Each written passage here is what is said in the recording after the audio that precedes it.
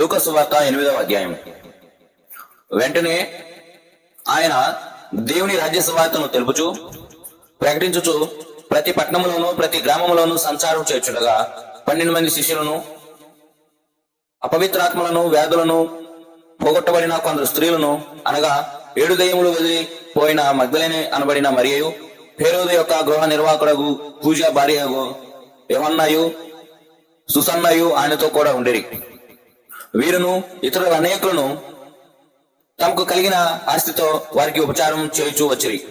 బహు జన సమూహము కూడి ప్రతి పట్టణము నుండి ఆయన యొద్దకు వచ్చుచుండగా ఆయన ఉపమాన రీతిగా ఇట్లా నేను విత్తువాడు తన విత్తనములను విత్తుటకు బయలుదేరెను. అతడు విత్తుచుండగా కొన్ని విత్తనములు త్రోవ ప్రక్కన పడి త్రొక్కబడిన కనుక ఆకాశ పక్షులు వాటిని మింగివేశాను. మరికొన్ని రాతి నేలను పడి మొలిచి చెమ్మలేనందున ఎండిపోయాను. మరికొన్ని ముండ్ల పొదల నడుమ పడెను. ముండ్ల పొదలు వాటితో మొలిచి వాటిని అణిచివేసెను. మరికొన్ని మంచి నేలను పడెను. అవి మొలిచి నూరంతలుగా ఫలించెను. ఈ మాటలు పలుకుచు వినుటకు చెవులు గలవాడు వినును గాక అని బిగ్గరగా చెప్పెను. ఆయన శిష్యులు ఈ ఉపమాన భావం ఏమిటని ఆయనను అడుగగా, ఆయన దేవుని రాజ్య మర్మం ఎరుగట మీకు అనుగ్రహింపబడి ఉన్నది. ఇతరులైతే చూచియు చూడకయు వినియు గ్రహింపకయు ఉండునట్లు వారికి ఉపమాన రీతిగా బోధింపబడుచున్నవి. ఈ ఉపమాన భావమేమనగా, విత్తనములు దేవుని వాక్యములు. త్రోవ ప్రక్క నుండి వారు వినువారు గాని నమ్మి రక్షణ పొందకుండానట్లు అపాధి వచ్చి వారి హృదయంలో నుండి వాక్యం ఎత్తుకొని పోవును. రాతి నేల నుండి వారు ఎవరనగా, వినునప్పుడు వాక్యమును సంతోషముగా అంగీకరించువారు, కాని వారికి వేరు లేనందున కొంచెం కాలము నమ్మి శోధన కాలమున తొలగిపోవుదురు. పొదలలో పడి విత్తనములు పోలిన వారెవరనగా, విని కాలము గడిచిన కొలది ఈ జీవ సంబంధమైన విచారముల చేత ధనభోగముల చేతను అణిచివేయబడి పరిపక్వంగా ఫలింపనివారు. మంచి నేల నుండి విత్తనములు పోలిన వారు ఎవరనగా, యోగ్యమైన మంచి మనసుతో వాక్యమును విని దానిని అవలంబించి ఓపికతో ఫలించువారు. ఎవడను దీపము ముట్టించి పాత్రతో కప్పివేయడు, మంచము క్రింద పెట్టడు గాని లోపలికి వచ్చు వారికి వెలుగు అగపడవలనని దీపస్తంభం మీద దానిని పెట్టును. తెరచబడని రహస్యం ఏదియు లేదు,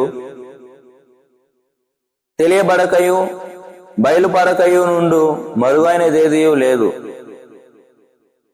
కలిగిన వానికి ఇయ్యబడును, లేని వాని యొద్ద నుండి తనకు కలిగినది అనుకొనినది కూడా తీసివేయబడును గనుక మీరు ఎలాగూ వినుచున్నారో చూచుకొనుడని చెప్పెను. ఆయన తల్లియు సహోదరులు ఆయన యొద్దకు వచ్చి జనులు గుంపులుగా ఉండుట చేత ఆయన దగ్గరకు రాలేకపోయిరి. అప్పుడు నీ తల్లియు నీ సహోదరులు నిన్ను చూడగోరి వెలుపల నిల్చున్నారని ఎవరో ఆయనకు తెలియజేసిరి.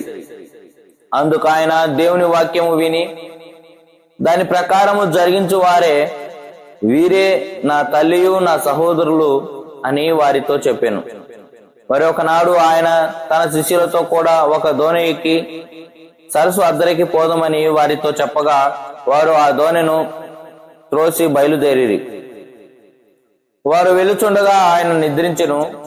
అంతలో గాలివాన సరస్సు మీదకి వచ్చి దోణి నీళ్లతో నిండినందున వారు అపాయకరమైన స్థితిలో ఉండిరి. కనుక ఆయన యొద్దకు వచ్చి, ప్రభువా ప్రభువా నశించిపోవచ్చున్నామని చెప్పి ఆయనను లేపిరి. ఆయన లేచి గాలిని నీటి పొంగును గద్దింపగానే అవి అణిగి నిర్మలమాయెను. అప్పుడు ఆయన, మీ విశ్వాసం ఎక్కడా అని వారితో అనెను. అయితే వారు భయపడి ఆయన గాలికిని నీళ్లకును ఆజ్ఞాపింపగా అవి లోబడుచున్నవే, ఈయన ఎవరో అని ఒకనితో ఒకడు చెప్పుకొని ఆశ్చర్యపడిరి. వారు గలిలయకు ఎదురుగా ఉండు గెరసనీల దేశమునకు వచ్చిరి. ఆయన ఒడ్డున దిగినప్పుడు ఆ ఊరివాడొకడు ఆయన యొద్దకు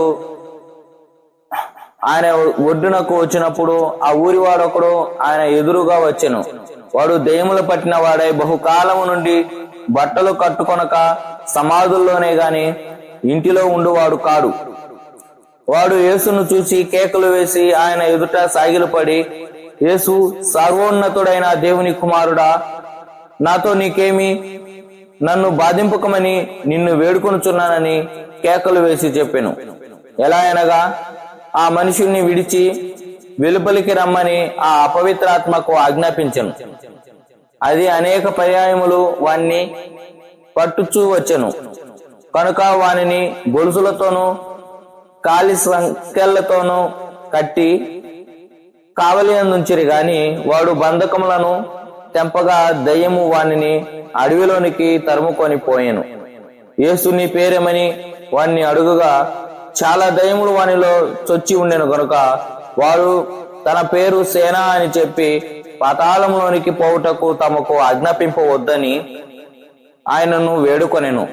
అక్కడ విస్తారమైన పందుల మంద కొండ మీద మేయుచూ ఉండెను గనుక వాటిలో చొచ్చుటకు తమకు సెలవిమ్మని ఆయనను వేడుకొనగా ఆయన సెలవిచ్చెను.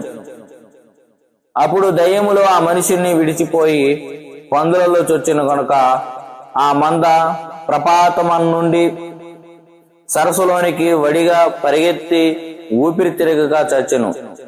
మేపుచున్న వారు జరిగిన దానిని చూచి పారిపోయి ఆ పట్టణంలో గ్రామంలోను ఆ సంగతి తెలియజేసిరి. జనులు జరిగిన దానిని చూడవెళ్లి యేసునొద్దకు వచ్చి, దయ్యములు వదిలిపోయి మనుష్యుడు బట్టలు కట్టుకొని స్వస్థచిత్తుడై యేసు పాదముల యొద్ద కూర్చుండుట చూచి భయపడిరి. అది చూచిన వారు దయ్యములు పట్టిన వాడు ఎలాగూ స్వస్థత పొందెనో జనులకు తెలియజేయగా గెరాసనీయుల ప్రాంతంలో నుండి జనులందరూ బహు భయక్రాంతులైరి గనుక తమను విడిచిపోమ్మని ఆయనను వేడుకొనిరి. ఆయన దోణి ఎక్కి తిరిగి వెళ్ళుచుండగా దయ్యములు వదిలిపోయిన మనుష్యుడు ఆయనతో కూడా తన్ను ఉండనిమ్మని ఆయనను వేడుకొనెను. అయితే ఆయన, నీవు నీ ఇంటికి తిరిగి వెళ్ళి దేవుడు నీకెట్టి గొప్ప కార్యములు చేసెనో తెలియజేయమని వానితో చెప్పి వాణ్ణి పంపివేసెను. వాడు వెళ్లి యేసు తనకెట్టి గొప్ప కార్యములు చేసెను ఆ పట్టణమంతటియు ప్రకటించెను. జన సమూహము ఆయన కొరకు ఎదురు చూచుచుండెను గనుక యేసు తిరిగి వచ్చినప్పుడు వారు ఆయనను చేర్చుకొనిరి. అంతటా ఇదిగో సమాజ మందిరపు అధికారి అయిన యాయిరు అను ఒకడు వచ్చి యేసు పాదముల మీద పడి, ఇంచుమించు 12 ఈడుగల తన ఒకతే కుమార్తె చావ సిద్ధముగా ఉన్నది గనుక తన ఇంటికి రమ్మని ఆయనను బతిమలాడుకొనెను. ఆయన వెలుచుండగా జన సమూహములు ఆయన మీద పడుచున్నది.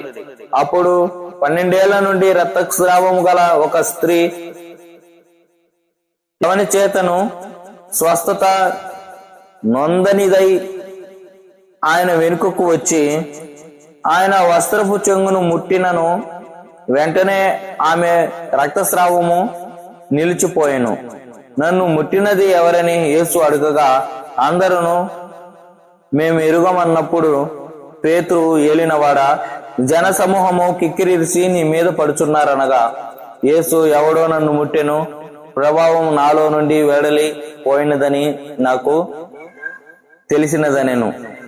తాను మరుగై ఉండలేదని ఆ స్త్రీ చూసి వణుకుచూ వచ్చి ఆయన ఎదుట సాగిలపడి తాను ఎందు నిమిత్తము ఆయనను ముట్టెనో వెంటనే తాను ఎలాగూ స్వస్థత పడునో ఆ సంగతి ప్రజలందరి ఎదుట తెలియజెప్పాను. అందుకు ఆయన, కుమారి, నీ విశ్వాసము నిన్ను స్వస్థపరచెను, సమాధానము గలదానివై పొమ్మని ఆమెతో చెప్పాను.